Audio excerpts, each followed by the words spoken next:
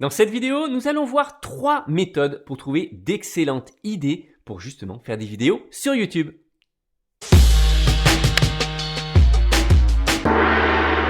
Bienvenue sur Marketing Automation Ninja, je m'appelle Amaury et je partage ici des techniques innovantes pour produire et automatiser votre web marketing.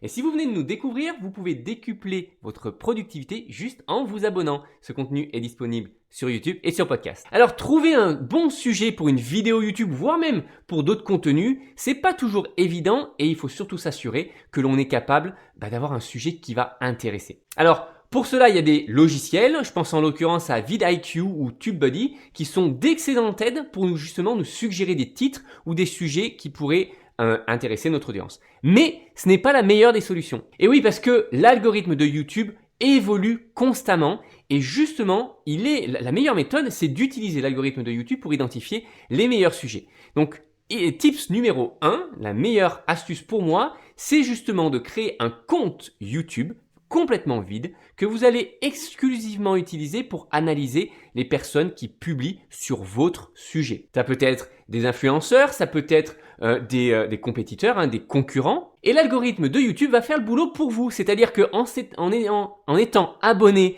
à ces utilisateurs-là, il va vous suggérer les meilleures vidéos, les vidéos qui performent le mieux, qui marchent le mieux sur YouTube. Et justement, vous allez avoir comme ça un dashboard, un tableau de bord de toutes les vidéos qui marchent dans votre secteur d'activité. Et ensuite, vous n'avez plus qu'à prendre ces vidéos et à les mettre dans un petit dossier ou dans un tableur Excel par exemple. Alors évidemment, on ne parle pas ici de copier les vidéos existantes ou de recopier quelque chose qui a été fait et qui a marché pour quelqu'un d'autre. Non, il faut copier ou s'inspirer en tout cas du sujet et ensuite mettre votre propre contenu dedans avec votre propre expérience, vos propres exemples et globalement en quoi vous pouvez apporter quelque chose aux personnes qui auront de toute façon peut-être déjà vu les vidéos de vos concurrents. Et justement, en parlant de votre propre expérience, il est aussi vraiment important d'utiliser vos propres données, autrement dit, les données des vidéos que vous avez déjà publiées. C'est-à-dire qu'on va pouvoir analyser parmi les vidéos que vous avez publiées, quels sont les titres qui ont marché, les vidéos qui n'ont pas marché, et à partir de là,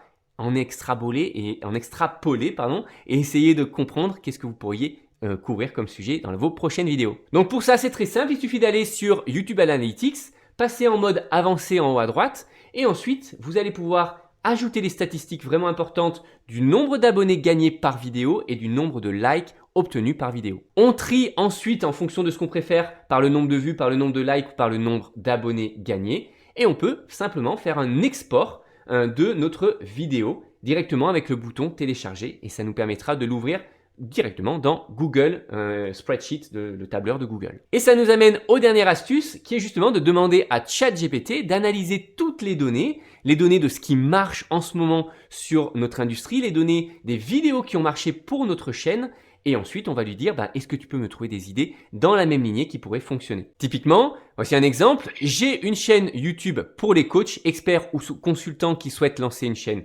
YouTube ou un podcast et qui pourrait être intéressé par simplifier les étapes d'édition, de montage et de publication.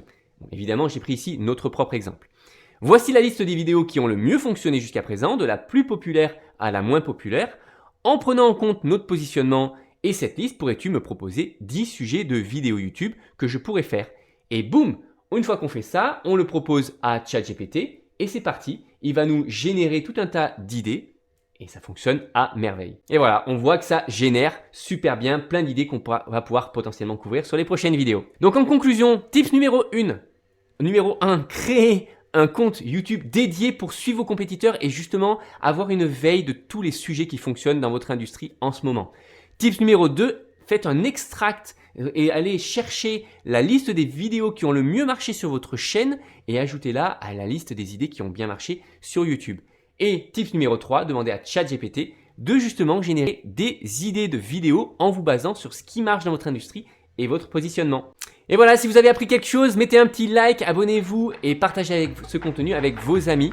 Maintenant, si vous avez des questions ou des idées d'automatisation que vous voulez explorer, laissez-moi un petit commentaire sur Instagram ou sur YouTube et je ferai de mon mieux pour y répondre.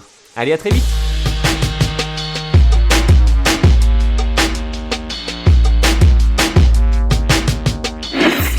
Marketing Automation Ninja.